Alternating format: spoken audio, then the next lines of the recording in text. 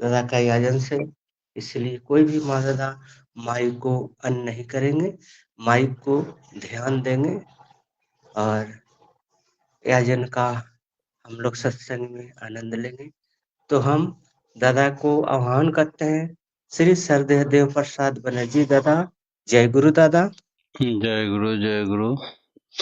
परम प्रेममय परम दयाल श्री श्री ठाकुर जी के श्री चरणों में, परम आराध्या जगत जननी के श्री चरणों में, परम पूज्य पाद श्री श्री वर्धा का श्री चरणों में, वर्तमान आचार्य देव के श्री चरणों में तथा अविनभव के श्री चरणों में असंख्य कोटि प्रणाम निवेदन करते हुए आज ऑनलाइन में युग ठाकुर जी का पुत्र पवित्र पंजाधारी कर्मियोगण एवं अमृत पथ यात्री दादा और मालव को यथायोग्य स्थान पर मेरा सश्रद्ध आनंदित जय गुरु एवं प्रणाम। परम प्रेममय परम दयाल श्री श्री ठाकुर जी ने आज दादा ने जो भजन सुनाए हैं कि मांगने के कारण सुबह से शाम तक हम लोग व्यस्त रहता है, चाहे मेरा काम में आवे ना आवे, और दाता एक राम पुरुषोत्तम परम ब्रह्म परमेश्वर परमात्मा ने बैठा हुआ है सिर्फ दान के लिए। सुबह से शाम तक इतना आदमी से भेंट करते हैं। एक दिन आचार्य देव श्री बरदा के पास हम जब गए, मेरा पिताजी ने एक चिरकुट चिट्ठा लिख दिया पकेट में कि इतना आदमी को तुम सारी समस्या का समाधान के लिए ले जाते हो देवघर हर हफ्ता में, तो आपने जो डबल एम करके बैठे हुए हो, एगो नौकरी चाहिए, ये नहीं मांग सकते हैं। तो हम क्या बोलूं कि रामकृष्ण ठाकुर जी ने बोला, जे जमींदार के पास जाके कोई बोले कि हमको एगो लाव दे देना कि कुम्हरा दे देना, तो बहुत हंसी वाली बात हो जाएगा। तो इतना बात बोले तो मेरा पिताजी समझेगा हम बड़ी विद्वान हो गए। तो हम पिताजी को बोले हमरा याद नहीं रहता है। तो बोले ठीक है, अब याद रहेगा। हम इस चिरकुटा में लिख दिया, बड़दा के पास नौकरी मांगला, लिख के हमारा पकेट में घुसा दिए, पंजाबी का पकेट में। हम हंसने लगे, मन मन सोचने लगे बड़दा तो ये भी देख लिया वहीं से, अब हमको कुछ बोलना ही नहीं पड़ेगा, उन्होंने हमको इस बारे में जरूर बता देंगे। तो वहां जाके जैसे प्रणाम किए, तैसे ठाकुर जी ने, बरदा ने पूछा घर का सब हाल समाचार ठीक है? हाँ ठीक है। फिर धमका के बोले तुम्हारा पिताजी का तबीयत ठीक है? बोला हाँ ठीक है। और जोर से धमका के बोले तुम्हारा पिताजी का तबीयत ठीक है? बोला नहीं है, 3 दिन से सोए नहीं, पूरा सांस कष्ट हो रहा है, सलाइन ऑक्सीजन चल रहा है, दम का बीमारी है। बीड़ी सिगरेट पीता है? तो हाँ पीता है। तो क्यों नहीं बताते हो? बोला देखिए अपना अपना कर्म फल से आदमी भोगता है, आपको ये सब लाचारी स्थिति को बतलाएंगे तो आप अपना शरीर में ले लें तो बहुत आदमी वंचित हो जाएगा आपका प्रेम से, सुधा से, इसीलिए हम दुख की बात बताने नहीं चाहते थे। लो समझ गए, तुम इस जन्म का नहीं हो, 7 जन्म का साधक हो। तो हम मन मन में सोचे किसी जन्म का साधक नहीं बन पाए प्रभु, तो हमको शर्म लगता है अपना दुख वाली बात निवेदन करने के लिए। आप इतना बार हमको धमकी दे के पूछते हैं तो हम क्या करें, लाचार से बोल दिए। बहुत देर तक अपना कपार में दोनों हाथ ठिका के ठाकुर जी के पास प्रेयर किया, उसके बाद माथा हिला के बोले जाओ। हम सोचे निश्चित ठीक हो जाएगा। अब रहा मेरा चिट्ठी के बारे में। अब बोल रहा है जानते हो हमरे पास जितना आदमी आता है सुबह से शाम तक, तुम तो देखते हो, वो लोग जो मांगता है वो सब मांगने वाली चीज है ही नहीं, उसमें कुछ फायदा नहीं होगा उनका, फिर भी मांगता है। और हम जो देने चाहते हैं, जिसके इंतजार में बैठे हुए हैं सुबह से शाम तक, वो आदमी नहीं मिलता है, वो मांगे नहीं करता है कोई। हम पूछे आप क्या देने चाहते हैं जो लोग मांगता नहीं, और जो लोग मांगता है वो आप देने नहीं चाहते हैं, इसको जरा स्पष्ट कर दे तो मेरा सुविधा होगा। तैसे बोलने लगा। देखो, आदमी आता है, लड़का का नौकरी, बेटी का शादी, एगो अच्छा मकान बन जाए, बिजनेस धंधा बढ़िया से चले, और केस कचहरी मामला मुकदमा ये सब उठ जाए, शरीर शरागत रोग बीमार से मुक्ति मिल जाए, यही सब का चाहत है। लेकिन ये सब कुछ काम में नहीं लगेगा। जो काम की बात है वो कोई पूछता ही नहीं। मतलब कौन चीज? अरे एक हो आदमी नहीं मिला सुबह से शाम तक, जिसके आशा में हम बैठे हुए हैं रोज, कि कैसा करके प्रभु का दर्शन मिल जाए, कैसा करके इस जन्म से मुक्ति मिल जाए, कैसा करके स्वर्गवास हो जाए, कैसा करके पुनः पुनः जन्म नहीं लेना पड़े, दुख कष्ट भोगना पड़े। ये सब पूछने के लिए कोई आता ही नहीं। हम वही सब रास्ता राह दिखाने के लिए बैठे हुए हैं। अब हम कैसे पूछूं मेरा नौकरी के बारे में? मेरा पिताजी जो चिरकुटा लिखे इसी का रिजल्ट है। उन्होंने सब कुछ मालूम हो गया तो हमको सारी ज्ञान दे दिया। हम लौट आए, पिताजी को बोले। पिताजी बोले, जिस दिन से तुम गए देवघर उस दिन से हम आराम से चैन से नींद आ रहा है और हमको कोई दिक्कत नहीं।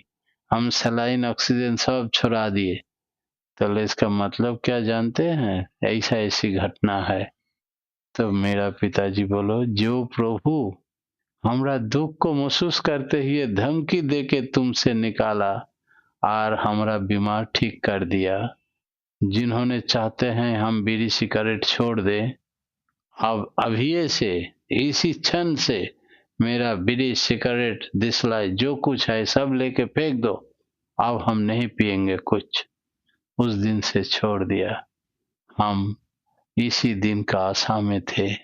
दूसरा दिन सस्ते निवृत्त दिलवा दिए घर का सबको। उसी समय से मेरा घर में मांस मछली अंडा प्याज लहसुन डिम कुछ नहीं घुसता है। सारी बिहा परब सब उत्सव सब में शाकाहारी शुद्ध भोजन होता है। तो भगवान के पास मेरा प्यार था, वो भी मंजूर हो गया उसी दिन। अब एक आदमी कैसा करके भगवान के पास अगर सब कुछ मांगते हुए भी उसका दुख आता है, फिर भी वो नहीं छोड़ते हैं, तो उसका दुख नहीं रहता है। कैसे? कबीरदास का नाम आप लोग सब कोई सुने होंगे। कबीरदास ने बड़ी भक्त थे। बहुतों आदमी उसको मुसलमान कहते थे, बहुतों बोलते थे हिंदू, लेकिन वो पुरुषोत्तम श्री रामचंद्र का बड़ी भक्त थे। राम नाम जप रहे थे और दिल्ली का सुल्तान ने घोषणा कर दिए कि कोई भी हिंदू देव देवी का नाम नहीं लेने का, पूजा नहीं करने का, नहीं तो उसको सूली में चढ़ाएंगे। तो बोले कि एक जोल्हा तांती, वो नाम है कबीर, वो किसी को मानता नहीं, हर हमेशा आंख बंद के राम नाम राम राम कर ही रहा है, उसको हम क्या करें? अरे पकड़ के ले आओ सभा में, आज ही उसको सूली में चढ़ाएंगे। दोनों सिपाही जाके पकड़ के लाया। बोले, तुम राम नाम बंद करोगे? बोले नहीं। बोले, तुमको तुम्हारा अभी सूली में चढ़ाएंगे, मृत्यु हो जाएगा, तुम क्या समझते हो? बोले, मेरा शरीर ले सकते हो, सांस रुद्ध कर दे सकते हो, लेकिन मेरा आत्मा परमात्मा के साथ जब मिलन का आनंद ये कभी नहीं तुम हरण कर सकते हो। हम मर जाएंगे सो अच्छा, लेकिन राम नाम नहीं छड़ेंगे। राम मेरा साथ में जाएगा और इनका मृत्यु नहीं है। तो सुल्तान बोला, अच्छा देखें कैसे तुम्हारा राम तुमको बचाते हैं। इसको सिकड़ी से, लोहा का सिकल से अच्छा से बढ़िया से कस के बांधो, आज जमुना के जल में एकदम फेंक दो। बोले ठीक है। पूरा कस के बांधा लोहा का सिकल से और फेंक दिया बीच जमुना में। पूरा घुस गया अंदर, चला गया। सब कोई सोचा मर गया होगा। थोड़ी देर बाद देख रहा है पद्मासन करके पानी के ऊपर बैठ के नाम कर रहा है, राम नाम राम नाम। तो लहरी, ये तुम बहुत मैजिक जानता है हो, सुल्तान को खबर भेजो। गुप्तचर ने सुल्तान को बोले, वो आदमी तो पानी के ऊपर बैठ के आराम से नाम कर रहा है, बोले उसको पकड़ के ले आओ। हमारा पगला हाथी जो है उसका पैर पर इसको फेंक देना, आप देखे वो कैसे बाँचता है। उनको पकड़ के लाया, फिर से पगला हाथी को छोड़ दिया। पगला हाथी आया दौड़ के उनके पास आके रोने लगे। हाथी का आंख से आंसू, और बैठ गया उनके चरण पर। अरे सुल्तान स्वयं देख रहे थे। सुल्तान आके बोले, कबीर तुम्हारे अंदर क्या शक्ति है कि सबको तुम्हारा फेवर में ला लेते हो? बोले, मेरे अंदर राम है। राम के आशीर्वाद से पुरुषोत्तम, जुग पुरुषोत्तम जिस युग में आते हैं वही है सबसे बड़ा क्षमतावान, और सारी देवताओं का पूजा हो जाता है उन्हीं की पूजा करने से। वही है मेरे अंदर, और कुछ नहीं है। सुल्तान बोले, आज से ये फकीर को राम नाम करने का अनुमति दिया जाता है, कोई इसको कुछ नहीं बाधा डालेंगे, वो जो मर्जी सो राम नाम जपते रहे। छोड़ दिया कबीर जी को। ऐसा करके पुरुषोत्तम का नाम अगर कोई अंदर से दिल से पकड़ के रखे तो सारी आपत्ति विपत्ति अपने दूर हट जाए। रामचंद्र जी जब लंका जाय करके लौटे, अब बहुत खुशी के महल, सीता माँ बैठी हुई है उनके पास सिंहासन में, वीर हनुमान जाम्बवान सारी बानर सेना बैठा हुआ है, बहुत गप हो रहा है, आनंद उत्सव मना रहा है। इस बीच में सीता माँ ने बोल दिया, तुम लोग तो 10 माथा वाला एक रावण को वध करके बहुत खुशी महसूस करते हो, अंदर में अहम उत्पादन हो गया कि हम लोग कितना बड़ा वीर है, लेकिन ये जानते हो कि इससे भी बड़ा एगो 100 माथा वाला दशानन नहीं 100 माथा वाला एगो राक्षस है, इतना क्षमतावान है वो कि उसको दमन करना बड़ी मुश्किल है। उससे तुम लोग लड़ते तो क्या तुम लोग लड़ पाते? तो हनुमान जी बोले प्रभु रामचंद्र जी को, मैं जो बोल रहा है हम लोग एक बार परीक्षा करके देखा जाए। प्रभु साथे साथ तैयार हो गए। बोले इन लोगों का अहम को चूर्ण करना चाहिए। बोले चलो, थोड़ी दूरी में जाके उसी राक्षस का आह्वान किया। 100 माथा वाला रावण आया, यारो भयंकर, ये मायावी, एक माया का तीर से प्रभु जी भी धराशायी हो गया, सारी बानर सेना के साथ सब मिट्टी में सुला दिए, और वो अस्त्र नहीं दिखाई जाता है। इन लोगों ने इतना अस्त्र पहले मारा, लेकिन कोई भी अस्त्र शस्त्रों से कुछ नहीं काम करता है। वो 100 माथा वाला रावण का आशीर्वाद था ब्रह्मा जी का। ब्रह्मा जी ने बताया था कि कोई पुरुष से तुम्हारा मृत्यु नहीं होगा, तो इसीलिए इन लोगों से कुछ नहीं हो रहा है, सब धराशायी हो गए। इस समय माता सीता ने सिंहासन छोड़ के धीरे धीरे युद्ध क्षेत्र में पहुंचा, अपना कमल रूप त्याग दिया, धारण किया सर्वशक्तिमान महाशक्ति महाकाली रूप, और महाकाली रूप लेके 6 हाथ निकाला, 6 हाथ में 6 गो अस्त्र पकड़ा, एक अस्त्र से उसका 100 माथा छिन्न भिन्न कर दिया, काट दिया। एक बूंद खून नहीं निकालने दिया, सारी खून पी लिया और उसको एकदम धराशायी करके मार दिया। सबका जो है सबको जीवित करके फिर सब जब उठा, जागृत हो उठा, माता का ध्यान करने लगे।